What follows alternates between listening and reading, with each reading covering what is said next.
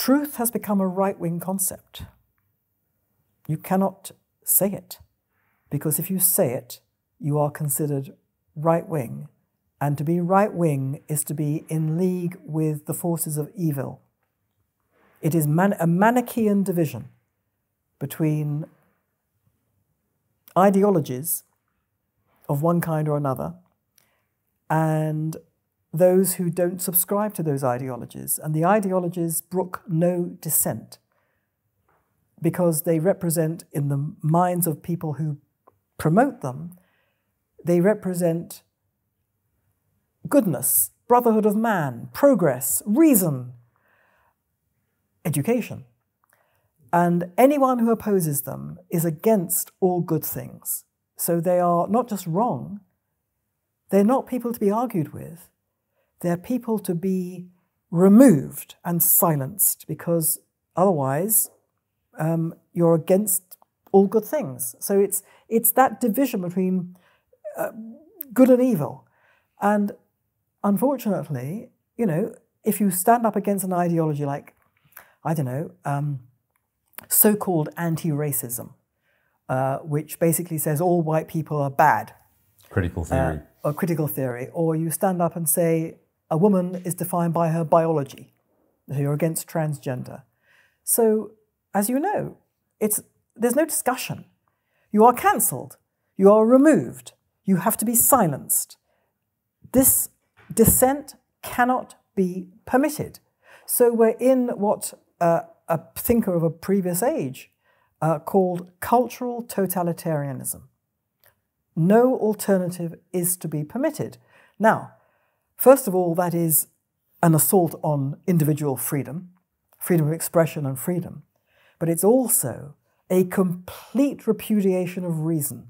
Because if you say there is nothing that you can say that can dissent from my ideology, and you say you're bringing evidence to oppose me, well, that cannot be the case. If you're denying evidence and reality and thinking and engagement with an idea, then you're denying reason itself. And so the irony is that in an age of supposed reason, we're so rational that we've dispensed with religion. Only idiots have any kind of religious sense because it's not based on reason. That's the thinking. So we're so rational we've got rid of religion, and yet we are repudiating rationality completely. This is something that doesn't quite add up. So I would say that we are in a new age of unreason. That's what we're in. An age of unreason. That's what we've unleashed. And it's an irony because we've done it under the aegis of being rational. But in getting rid of religion, we have unleashed an age of unreason. And what follows from that is the erosion of freedom, freedom to think, freedom to speak, freedom to act, and a complete confusion about where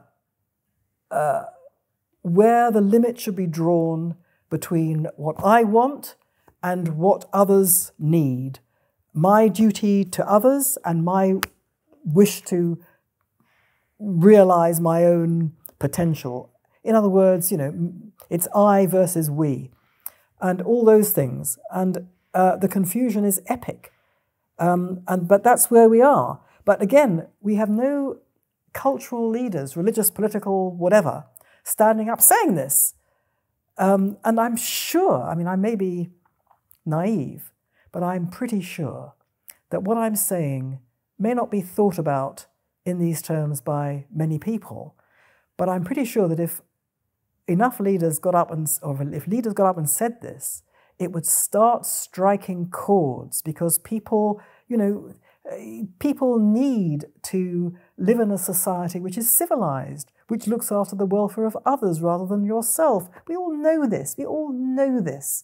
But we've kind of allowed ourselves collectively to ignore it and push it to one side. It requires leadership. We don't have it. That's the problem.